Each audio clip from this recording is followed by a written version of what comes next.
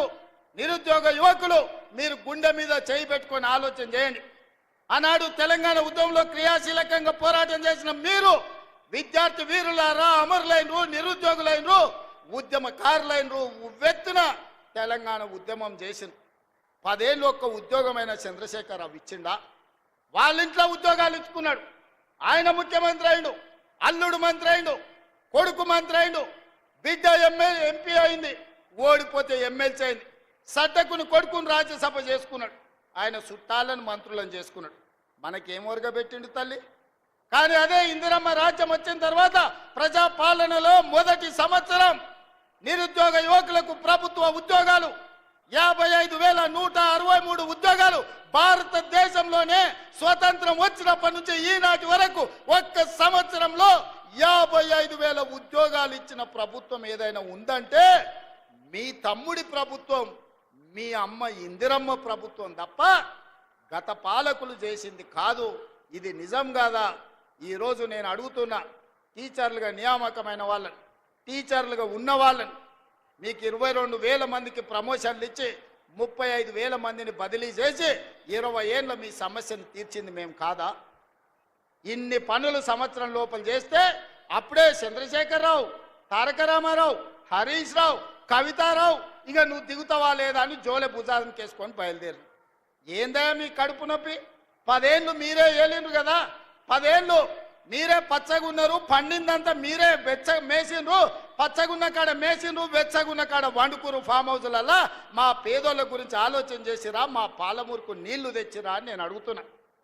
10 ఏళ్లలో మీరు ప్రాజెక్టులు కడితే మా పాలమూరు ఎందుకు ఎడారి అవుతుంది? మా ఆడబిడ్డలు వలసలు ఎందుకు పోతారు?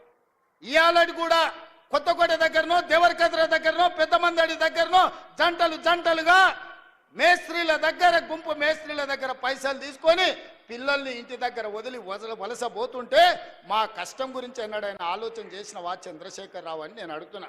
ఎన్నడైనా మా వలసలు, మా కష్టాలు, మా తట్ట పని, మా పార పని, మా మట్టి పని, మా రక్తాన్ని చెమటగా మార్చి ఈ దేశంలో ప్రతి ప్రాజెక్టు మేం కట్టినాం. బాక్రానంగల్ నుంచి నాగార్జున సాగర్ వరకు, శ్రీశైలం నుంచి శ్రీరామ్ సాగర్ వరకు మా చెమట లేకుండా, మా రక్తం దార బొయ్యకుట్ట కట్టిన ప్రాజెక్ట్ ఏదైనా ఉందా అని చంద్రశేఖరరావు నేను అడుగుతున్నా. మరి ఇవాళ నేను అడుగుతున్నా, 10 ఏళ్ళు 2 లక్షల కోట్లు సాగునీటి ప్రాజెక్టుల మీద ఖర్చు పెట్టిన నువ్వు మా పాలమూరు ఎందుకు పూర్తి చేయలేదు? మా కల్వకుర్తిని ఎందుకు పడావు పెట్టినవు? మా భీమా, నెట్టెంపాడు, కోయిల్ సాగర్, మా సంపద కొట్లాడిన తుమ్మిళ్ళ ప్రాజెక్ట్ ఎక్కడికి పోయింది? ఆర్డిఎస్ ప్రాజెక్టు ఎందుకు ఎండిపోయిందని నేను అడుగుతున్నా. ఇవాళ మా ప్రాజెక్టులు నువ్వు ఎండబెట్టబట్టి, ఆనాడు నువ్వు ఎస్ఎల్బీసీ మేము మొదలుపెట్టి 32 కిలోమీటర్లు పూర్తి చేస్తే 10 కిలోమీటర్లలో 2 కిలోమీటర్లు వేసి పడావు పెట్టే 10 ఏళ్ళు పడావున్న ఎస్ఎల్బీసీ పనులు ఆగిపోవడం వల్ల ఇవాళ కుప్పగూలి 8 మంది ప్రాణాలు పోయినాయి. ఈ పాపం నీది కాదా చంద్రశేఖరరావు? ఈ పాపాల భైరవుడివి నువ్వు కాదా? మా ప్రాణాలను, మా ఆస్తులను కొల్లగొట్టి ఇవాళ రాయలసీమకు నీళ్లు తరలించకపోతుంటే గుడ్లప్పగిచ్చి చూస్తున్నావు కదా. రాయలసీమకు నీళ్లు తరలించడానికి కారణం నువ్వు కాదా? ఆనాడు రాజశేఖర రెడ్డి ఉన్నప్పుడు పోతిరెడ్డిపాడు పొక్క పెద్ద చేసి నువ్వు మంత్రిగా ఉన్నప్పుడు తండ్రి నీళ్లు తీసుకుపోయాడు.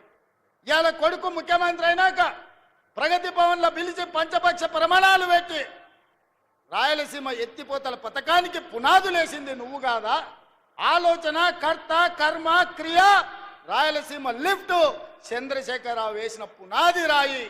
అంతెందుకు మిత్రులారా, నేను గుర్తు చేయదలుచుకుని ఇక్కడున్న మా యువకులకు, రాయలసీమ పోయిండు, రోజమ్మ ఇంటికి పోయిండు, రొయ్యల పులుసు తిన్నాడు.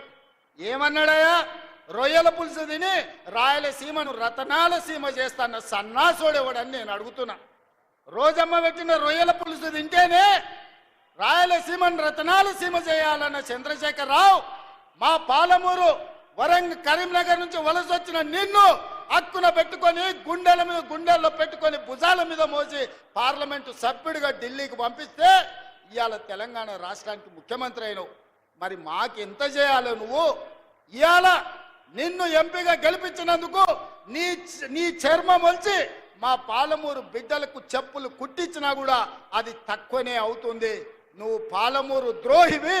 కృష్ణానది జలాలు ఈ రోజు ఆంధ్రప్రదేశ్, రాయలసీమ కొల్లగొట్టకపోతుందంటే 100% దుర్మార్గుడివి నువ్వు.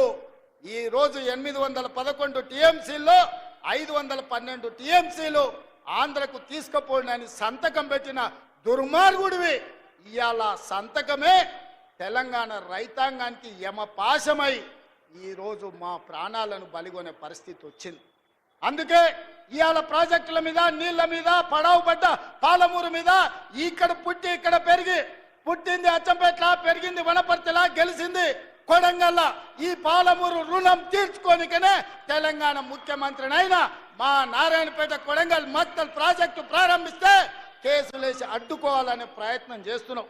ఎస్ఎల్బీసీని పడావు పెడితే పని చేయాలంటే అడ్డం వచ్చి పండుకుంటున్నావు.